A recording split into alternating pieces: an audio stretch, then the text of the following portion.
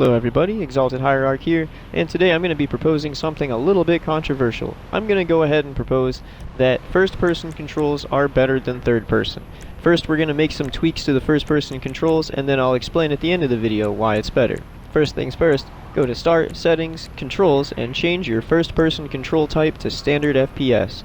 Next, you're going to go into Start, Settings, Camera, and change Allow Independent Camera Modes to On. Turn your on-foot field of view all the way up.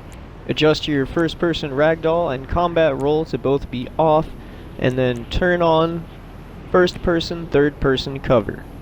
Now, I'm going to go into detail about what each of these changes did. So, we're not going in any particular order here, but this is what it looks like when you get hit by a car normally in first person. And now, having turned ragdoll off, this is what it looks like. The camera perspective goes to third person. Now, changing your setting for combat roll is less important, however it will do the same thing. You'll notice here the camera twists with the character. This is the default setting, but changing the setting to what I propose will make it so that your camera goes third person, and just like ragdoll, this gives you more awareness and is better. The next change to talk about is Allow Independent Camera Modes. Here, it's turned off. This is the default setting, and this is normally how first person works in Grand Theft Auto. If you get into a vehicle from the first person perspective, you stay in first person. Conversely, if you change to third person in the car and then get out, you'll stay in third person. This is annoying for first person players, but how to change it is easy. Just like the beginning of the video, you're just going to press Start, go to Settings, Camera, and turn Allow Independent Camera Modes on. This will make it so that the game remembers your preferences across each of the vehicle types in Grand Theft Auto. As I get into the car from first person, it automatically puts me in third person, and as soon as I get back out, it puts me right back in first person. This is much nicer than the default controls. I can't stress that enough, and it's pretty much essential for first person.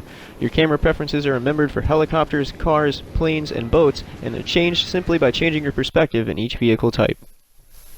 By default, using cover in first person isn't very useful because it keeps you in first person. But if we turn on first person, third person cover, it gives us a much more useful third person perspective. This is just a simple little one, but as you can see, turning your field of view all the way up makes it so that you can see more while you're using first person. Now it's time to talk about the biggest change we've made to the controls, and that's the standard FPS control type. What you'll notice is that it changes the sprint from the A button onto the left thumbstick. This change is a huge benefit, but unfortunately it's only a benefit in first person. As you're in first person, you only need to click the left thumbstick to sprint. In third person with standard FPS controls, you need to hold the left thumbstick to sprint, and that makes your thumb sore. But if you enjoy the first person controls, you get to reap the reward of now being able to sprint full speed and using your interaction menu or cell phone at the same time. Normal players on default controls in third person cannot run around and call someone.